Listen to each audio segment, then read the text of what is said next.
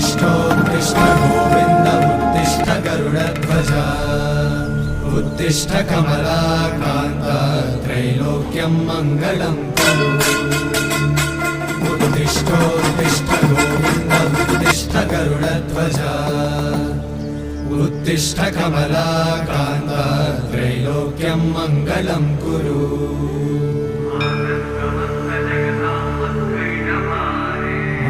समस्त जगतां मधुकैटभारे वक्षो विहारिणि मनोहर दिव्यमूर्ते श्रीस्वामि निश्चित जनप्रिय दानशीले श्रीवे